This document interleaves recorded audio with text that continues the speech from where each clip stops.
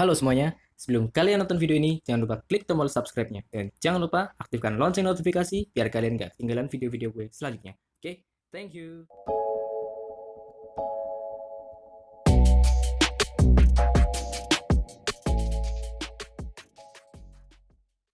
Halo semuanya, balik lagi di Fifth. Masih dan selalu bersama gue Fajri di sini.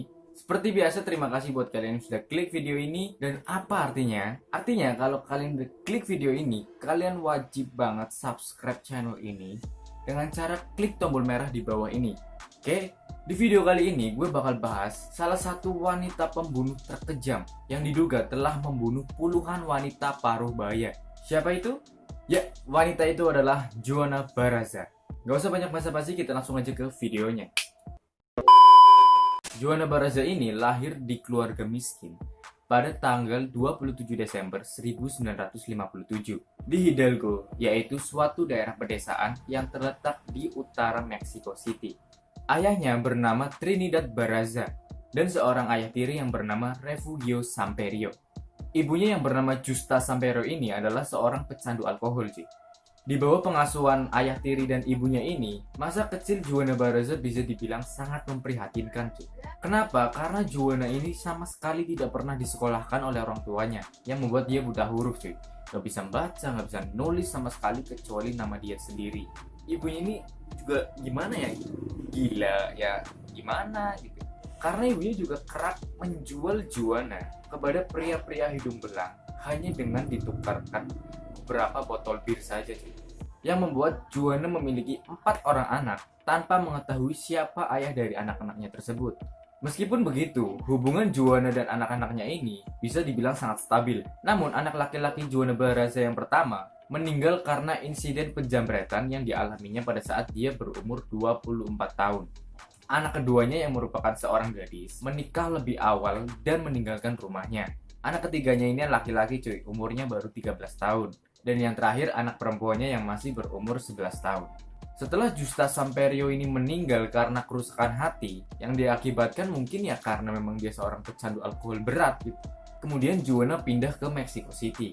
Ia juga dikabarkan pernah bekerja sebagai seorang pembantu rumah tangga di sana, cuy. Dan pada tahun 1980-an, Joanna ini ya menemukan pekerjaan yang bisa dibilang cocok gitu dengan dirinya, dengan perawakannya yang besar, tinggi. Dia mendapatkan pekerjaan sebagai seorang pegulat profesional.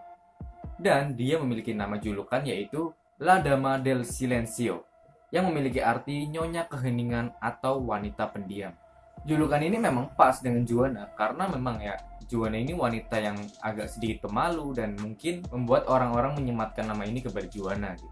Dan dia memiliki minat yang sangat kuat terhadap salah satu bentuk gulat, yaitu lucha libre atau suatu bentuk gulat profesional yang menggunakan topeng di Meksiko. Walaupun dia telah menjadi pegulat profesional, pekerjaannya itu nggak bikin ekonomi Joanna membaik, justru ia makin kesulitan. Karena kesulitan ekonomi yang diterita Joanna, di tahun 1995 adalah tahun di mana ia mulai menjalankan aksi kriminalnya. Awalnya memang Joanna ini hanya melakukan aksi kriminal-kriminal kecil gitu, kayak mengambil susu atau kebutuhan-kebutuhan yang mungkin sangat dibutuhkan anak-anaknya dan dirinya. Namun makin kesini, makin kelamaan, dan ekonominya makin memburuk, ia mulai menjarah rumah-rumah kosong atau rumah-rumah yang hanya ditinggali nenek-nenek gitu.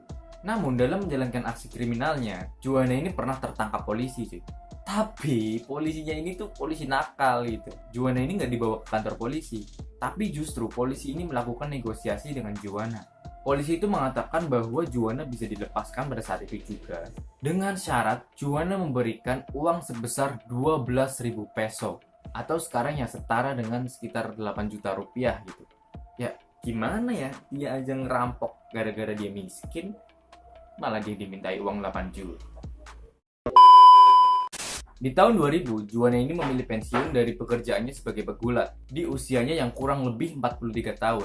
Ya, masuk akal sih usia segitu ya masih jadi pegulat, ya gimana? Angkat galonnya syukur. Ketika dia pensiun, dia lebih memilih kembali dalam kegiatan kriminalnya. Dan sasarannya adalah nenek-nenek yang tinggal sendirian, tapi nenek itu ya banyak duit. Entah itu hasil trading, entah itu hasil apa ya, gue nggak tahu, yang penting banyak duit aja. Dalam menjalankan aksinya, bertemulah Juana dengan seorang wanita parubaya yang bernama Maria de Luz pada tanggal 25 November 2002. Si Juana ini awalnya ya kayak menyamar jadi kayak tukang pijet cuy. Dan Juana ini menawarkan jasanya kepada Maria. Setelah negosiasi, akhirnya mereka berdua setuju dan mereka berdua ini COD di rumah Maria. Dan ketika sampai di rumah Maria, ditelentangkanlah itu Maria di atas sofa miliknya. Dan ketika Juana ini sedang memijat Maria, menurut Juana, Maria ini mengeluarkan kata-kata yang sedikit menyinggung hati Juana cuy. Dan tanpa basa-basi, Juana langsung menghabisi Maria saat itu juga. Juana mencekik Maria sampai tewas di atas sofanya. Karena ketakutan, ia pun bersembunyi selama 3 bulan cuy. Dan pada saat itu, ia tidak melakukan aksi kriminal apapun selama 3 bulan itu. Karena pada saat itu juga, di Meksiko sedang heboh-hebohnya seorang pembunuh berantai yang dijuluki El Mata Vejitas, yang berarti pelakunya ini sosok laki-laki. Karena dalam bahasa Meksiko, kata El ini merujuk ke laki-laki. Tapi bukannya makin takut, Juana malah memanfaatkan kesempatan tersebut. Ia bersembunyi di dalam kata El itu dalam melakukan pembunuhan yang ia lakukan, sehingga membuat polisi ini berpikir bahwa pelakunya cuma satu, padahal pelakunya ini ya 2 orang yang berbeda gitu. Dan pada saat itu juga di Meksiko sedang tinggi-tingginya tingkat kriminalitas di negara itu pada saat itu, dengan adanya gangster dan lain-lain yang sering melakukan pembunuhan atau perang antar gangster yang pastinya membuat tingkat pembunuhan menjolak tinggi cuy. Dan di akhir tahun 2003, polisi ini mengidentifikasi korban-korban pembunuhan tersebut. Dan ketika diidentifikasi, polisi ini justru tidak menemukan adanya campur tangan gangster dalam kematian para korban, yang membuat para polisi ini bingung bukan main sih. Dalam usahanya melakukan pencarian terhadap pelaku pembunuhan, polisi berhasil mengumpulkan bukti-bukti, saksi, dan sketsa wajah pelaku. Namun saat polisi mengidentifikasi sketsa wajah Juana, polisi mengira bahwa Juana ini adalah seorang laki-laki yang bertubuh tinggi, besar, dan beberapa polisi juga mengira bahwa pelakunya adalah waria. Sehingga polisi melakukan operasi besar-besaran khususnya terhadap waria-waria yang ada di daerah tersebut. Namun ya pastinya karena si Juan ini bukan waria, usaha yang dilakukan polisi ini tetap aja gagal. Awalnya Juana melakukan aksi kriminalnya ini di siang hari. Namun karena polisi sudah mencium tindakan Juana, akhirnya Juana yang cerdik ini melakukan tindakannya pada malam hari. Dan ternyata dalam menjalankan aksinya ini, Juana dibantu oleh seorang teman yang bernama Jose Francisco Herrera, yang bertugas mengantar dan menjemput Juana dalam menjalankan aksinya. Pada tanggal 28 September 2005, Juana kembali membunuh seorang nenek yang berumur 80-an, yang bernama Carmen Camila González Miguel, panjang banget namanya, yang ditemukan tewas di dalam rumahnya. Karena tingkat pembunuhan ini tidak berangsur membaik, polisi akhirnya membuat suatu operasi yang bernama Operation Parques y Jardines atau Operasi Taman dan Kebun. Operasi tersebut adalah kegiatan kepolisian untuk mengingatkan orang-orang, menyebar pamflet dan lain-lain agar orang-orang ini tidak sembarangan dan tidak langsung percaya terhadap orang-orang baru cuy. Namun meskipun operasi ini udah gencar banget dilaksanakan, sama sekali tidak membuat tingkat pembunuhan menurun. Kemudian karena polisi ini udah hampir putus asa menghadapi tingkat pembunuhan yang tinggi ini, akhirnya polisi di negara Meksiko meminta bantuan terhadap negara Perancis. Karena dulu di Perancis pernah ada seorang pembunuh berantai yang bernama Thierry Paulin yang juga merupakan seorang homoseksual. Ditanyakanlah itu bagaimana motifnya, gimana cara mengidentifikasinya dan lain-lain, cara nangkapnya, udah ditanyain semua, tapi tetap gagal. Gak ada sama sekali perkembangan gitu. Namun karena mungkin frustasi karena segala cara udah dilakukan tapi tetap aja gagal, pemerintahan Meksiko mengeluarkan jurus andalan ke pemerintahan, yaitu berbohong. Kepolisian mengeluarkan statement bahwa pelaku pembunuhan telah bunuh diri di bulan Oktober 2005. Namun lucunya beberapa bulan setelah statement itu dikeluarkan, muncullah kembali korban selanjutnya yang bernama Ana Maria de los Reyes Alfaro. Alfaro dibunuh di kediamannya dan dibunuh dengan cara dicekik menggunakan stetoskop.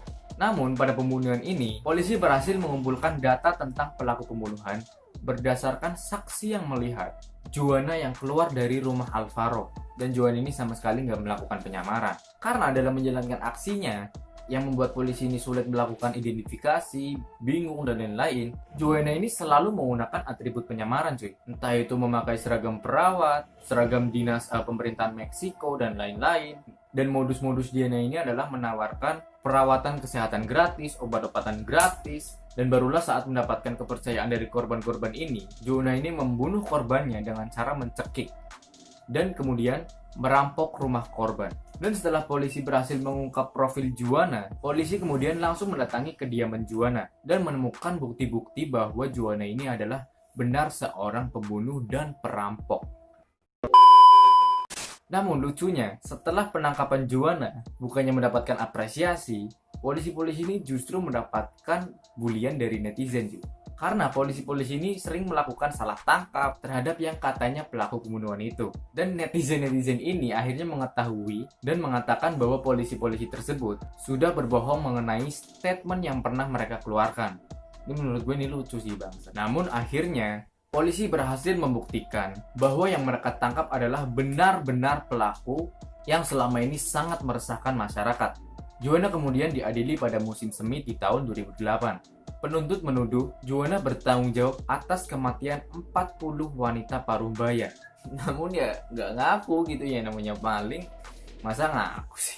Joanna hanya mengakui dia telah membunuh hanya satu wanita, yaitu Alvaro tadi cuy. Wanita yang dia bunuh sebelum dia tertangkap. Dan Joanna mengatakan kepada polisi bahwa motif pembunuhan yang dia lakukan adalah kebencian yang masih dan akan selalu ada terkait perlakuan ibunya terhadap dia. Dan kemudian pada tanggal 31 Maret 2008, dia dinyatakan bersalah atas 16 pembunuhan dan perampokan rumah, termasuk 11 tuduhan pembunuhan yang terpisah. Kalian tahu hukuman penjaranya ini berapa tahun? Kalian tahu?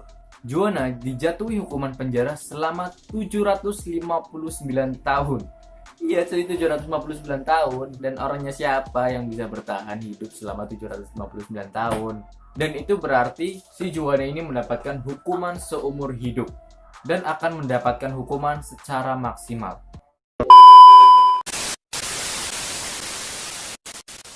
Yaitu adalah kisah dari Joanna Barraza atau The Old Lady Killer.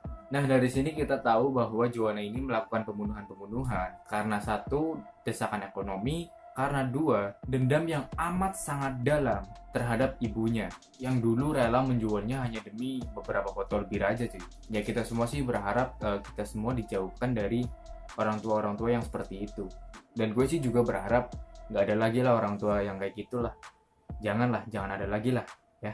Dan juga buat kalian yang udah punya anak, tolong dijaga karena banyak orang-orang di sana, suami istri di sana yang justru nggak punya anak. Didik anak kalian baik-baik. Kalian udah beruntung banget udah bisa punya anak. Tolonglah jangan disia-siain.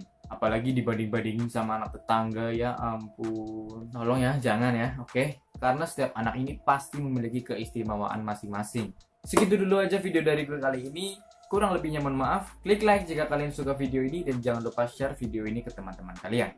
Oke, see you next time and thank you.